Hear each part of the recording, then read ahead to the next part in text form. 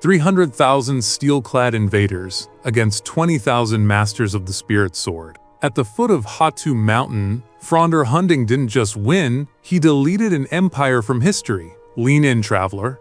This wasn't just a battle, it was an attempted genocide. Emperor Hira's horde was sent to scour the sword singers from the face of Nirn, believing that iron in numbers could extinguish the Shehai once and for all. If Hunding failed, the Redguards wouldn't have a homeland. They'd be a footnote in a tyrant's ledger.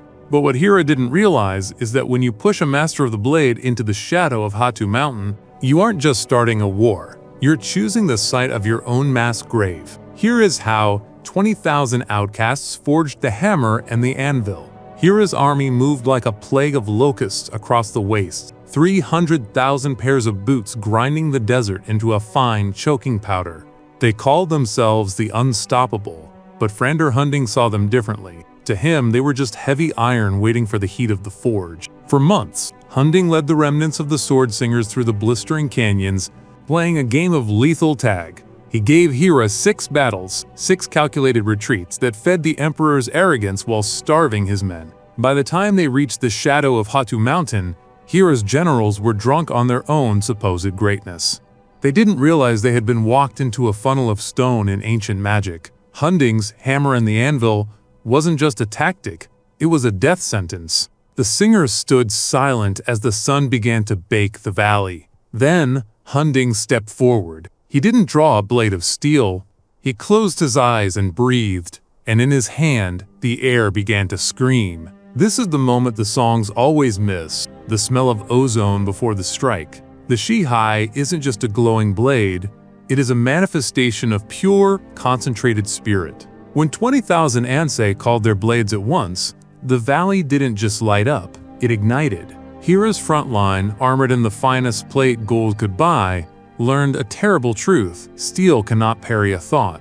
The first wave of the Emperor's horde didn't die. They were erased. Hunding moved like a phantom, his spirit sword shearing through shields and flesh as if they were morning mist. But the sheer weight of numbers was a physical wall. For every 10 invaders the singers felled, 100 more scrambled over the corpses. The hammer, the singers' mobile strike force, smashed into the flanks, while the anvil held the mountain pass with a tenacity that defied biology. Blood began to pool in the dry riverbeds, turning the sand into a dark, viscous mud. Hunding knew the cost of this mastery. The Shehai burns the wielder's own life force to stay manifest. By high noon, the singers weren't just fighting Hira, they were fighting the collapse of their own minds.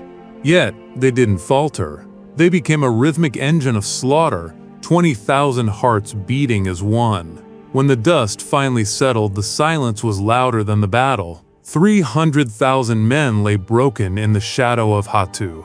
Hira's empire didn't fall to a rebellion. It was decapitated in a single afternoon.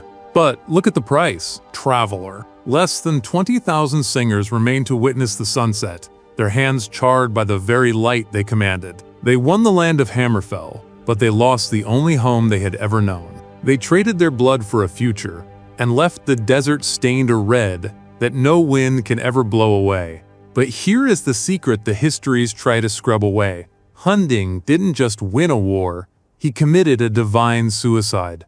The anvil of Hattu Mountain wasn't the stone at their backs, it was the singers' own souls. To break Hira's 300,000, Hunding commanded his masters to perform the forbidden Shehai Shen Shiru.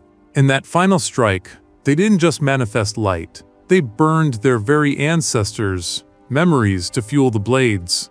They erased Hira's lineage so thoroughly that not a single record of his dynasty exists outside these forbidden scrolls. A total deletion from the tapestry of time, but the price was absolute.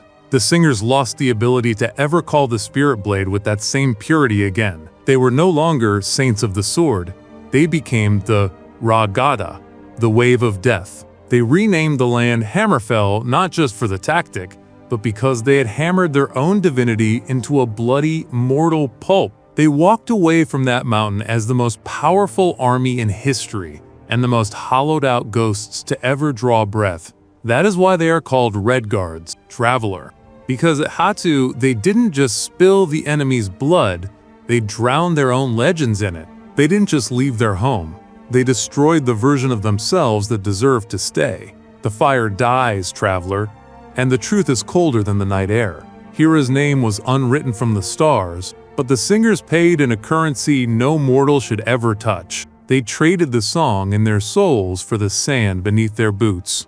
When you look at a Redguard today, don't just see a master of the blade. See a survivor who burned his divinity to ash so his children could simply exist. They are the Ragada, the hallowed, the hollowed. If you have the stomach for more forbidden truths from the scrolls of Tamriel, toss your coin to the fire, subscribe, and strike the bell like it was Hira's own helm. Tell me in the embers below, if the darkness pressed against your throat, would you sacrifice your ancestors' memories just to win the day? Watch the next Chronicle here, or wander into the waste alone. The choice, like the sword, is yours.